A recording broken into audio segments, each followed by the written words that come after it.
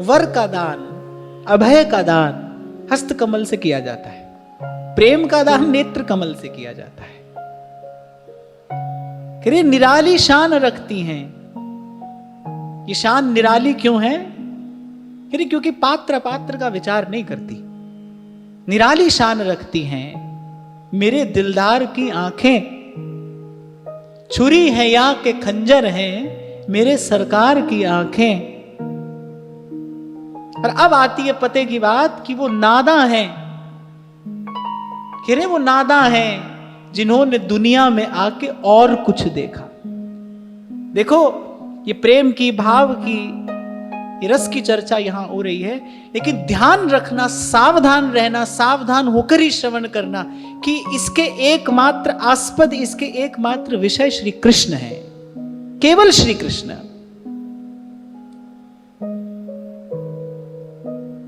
ये सब बात, ये सब भाव लेकर संसार की ओर देखोगे तो अर्थ का अनर्थ होगा।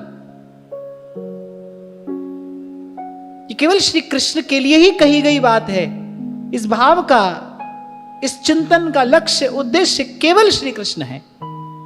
मैं तो कहता हूं जब प्रेम की बात आए तो प्रीति तो नंद नंदन सो कीजिए, कहना ना पड़े, समझ जाइए कि जब बात प्रेम की है तो प्रेमास्पद केवल श्री कृष्ण है, प्रभु हैं। ऐसे तो भाई मैं अब कई बार विचार करता हूं कि अब जैसे जैसे समय बदल रहा है तो ऐसे ऐसे ये चर्चा अब कठिन होती जा रही है। हमको तो बहुत संभल कर कहना पड़ता है और कहना चाहिए। पहले का समय और था ना भाई, कई भावुक जन, रसिक जन एक साथ मिलकर बैठकर चर्चा करते थे। अब आज जो बात कही जाती है वो दूर दूर तक जाती है, अनधिकारी के कान में भी जाती है।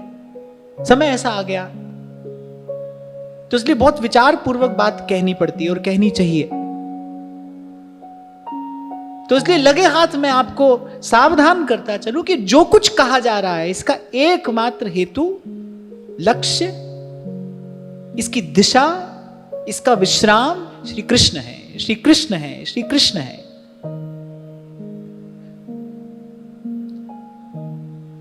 तो कह रहे निराली शान रखती हैं मेरे दिलदार की आंखें, छुरी है या के खंजर हैं मेरे सरकार की आंखें। और इस छुरी और खंजर से क्या करते हैं? कह रहे जीव की जो ममता का बंधन है ना, उसको काटते हैं। प्रभु नेत्रों से, अपनी कृपा दृष्टि से अपनाते हैं, स्वीकार करते हैं। 2 दिन पहले मैंने आपको निवेदन किया ना, जब प्रभु स्वीकार करते हैं तो क्या होता है? तो जीवन में संत आता है, सत्संग आता है। वो प्रभु के अंगीकार होने योग्य बनाता है जीव को। इसलिए मेरे तुलसी बाबा कह रहे हैं, संत विशुद्ध मिलहि परिते ही, चितवत राम कृपा करिजे।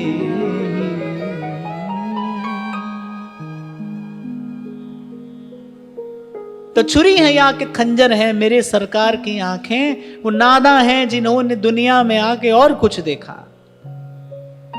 न देखी यार की आंखें तो फिर बेकार की आंखें।